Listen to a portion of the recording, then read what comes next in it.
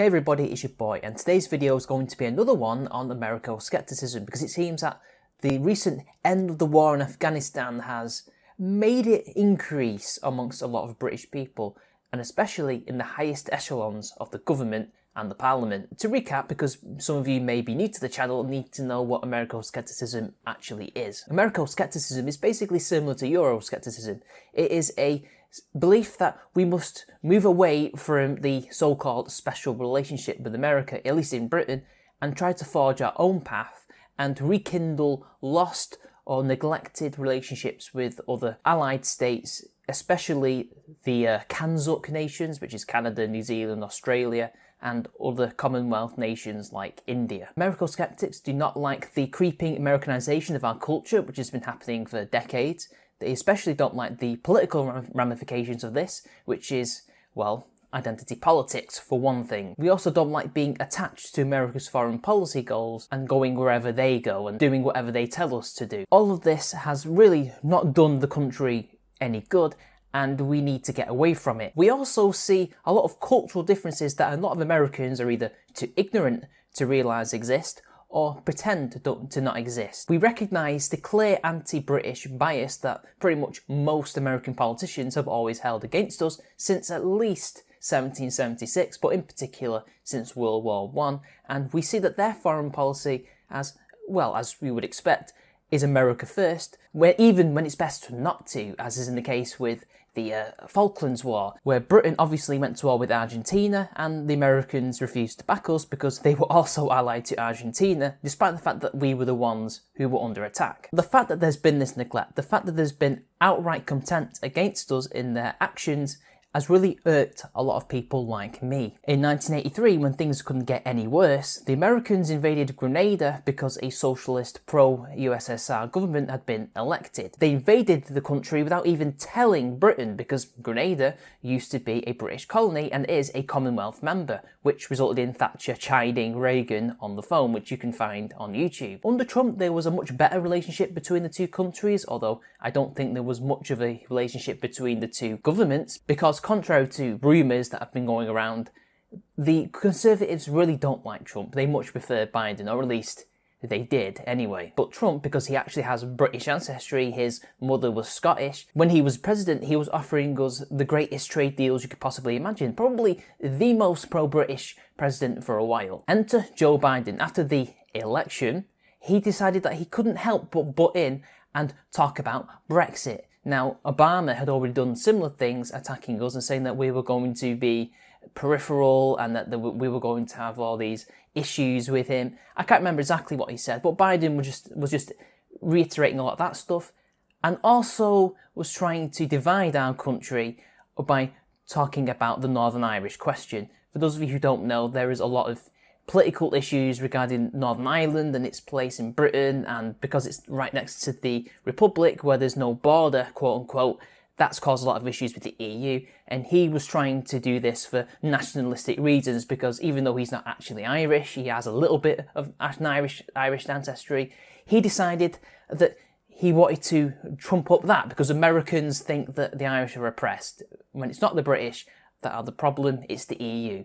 We could solve all these issues out with just the Irish government, but we can't. But whatever, that's besides the point. The president was getting involved in a matter that didn't concern him. Going on about the Good Friday Agreement and things like this, it just came across as insulting to most average Brits. And now in Afghanistan, things have come to a head. Last week, it was reported in the Daily Mail that Kabul has opened a rift between Boris and Doolally Biden, although Number 10 denies that the PM felt betrayed after Washington's rapid pullout left the UK exposed. So what's happened, and how is this igniting Americo-skeptical feeling within the higher echelons of the government? According to the article, Boris Johnson was apparently furious and felt that what the Americans were doing in Kabul was a betrayal and a letdown. Although Downing Street dismisses these claims, it is neither in the country's interest to stoke tensions when the future of Afghanistan hangs in the balance, but there is little question that the UK has been left exposed by the speed of Washington's pullout. Britain is tied to America's cut-off date of August the 31st for the end of evacuation flights, which was agreed without consultation, meaning that if Joe Biden fails to extend the date, the UK will have to stop flights within days to allow time to also remove the 900 British troops in the country. Because of the special relationship,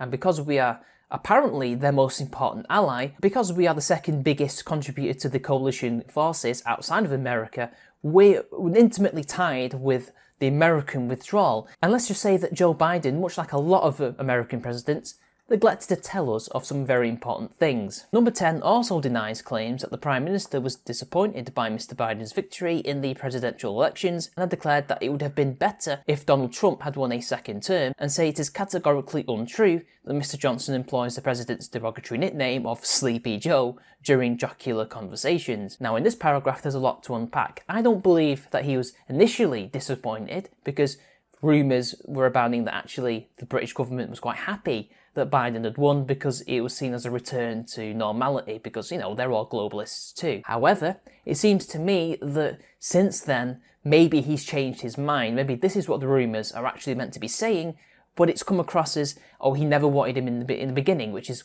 patently untrue. Maybe he's now regretting that jubilation that Biden won, and he's now thinking, well, maybe the grass is always green and Trump may have been a better president, a better partner. And as for using Sleepy Joe, I think that's definitely something that he's been doing, and he can deny it all he wants, but that is definitely something that Boris would do, without a doubt. Come on.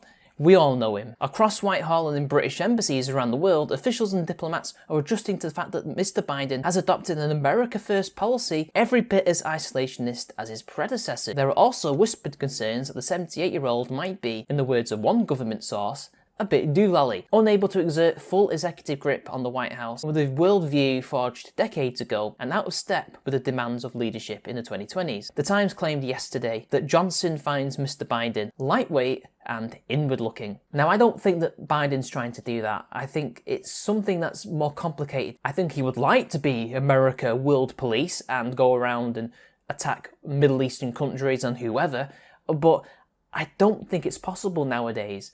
And I think that's partly due to what Trump had created and built during his presidency in regards to foreign relations and foreign policy. Trump has put Biden in a position where he can't actually renege on a lot of that stuff, which is quite interesting. So it's America First, not necessarily because he wants it to be, but because in many ways he can, because I think the American people are expecting the war to end. They're expecting a lot of this stuff to end and to have some peace for once. And yes, he is weak, we've seen this, he has no control, and I think a lot of it is just incompetence. A lot of what has happened here is due to incompetence. I don't think it's something that's on purpose. A lot of the elite theory people think that this is on purpose, but it's Sleepy Joe.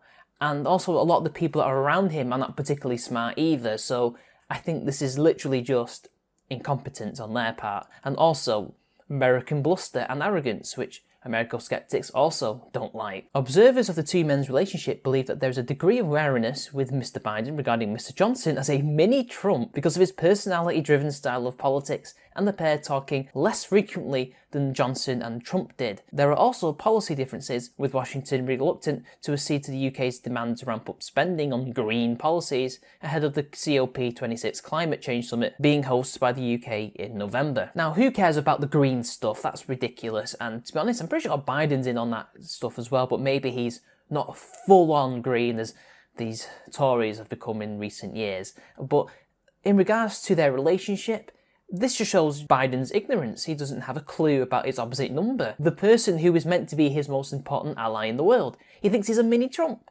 He's not. Look at what's happened with his government. It's anything but Trump-like. Anything but. And Biden doesn't even realise that Johnson is left-wing on a lot of issues. Trump, not so much. If America is insular, it's because the president is ignorant and insular in his own way, and that's partly his age and partly his intelligence. He's not very smart. He clearly doesn't do his research.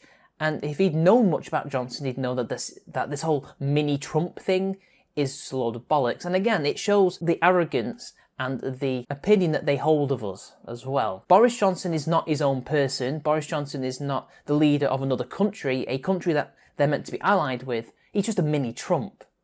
That's insulting. Of particular irritation in London during the Afghan endgame has been the fact that British military commanders have been cut out of discussions between the US and the Taliban. Now that is very bad, considering that we're tied to the hip with America and we are the second biggest contributor to the coalition forces. Par for the course, really. It's something I would expect a lot of American presidents to do. But apparently, a number 10 source has said that Mr. Johnson has not expressed anger, and apparently the two men enjoyed a warm and constructive phone conversation on Tuesday evening at the time. These claims are apparently not true, and the Prime Minister did not criticise Biden. Apparently, the President's first call to a leader outside of North America after his election was to the Prime Minister, which has nothing to do with the present situation at all. That is a non sequitur. It doesn't matter if Johnson was the first person he phoned to say, "Hi, I'm the new president." That's neither here nor there.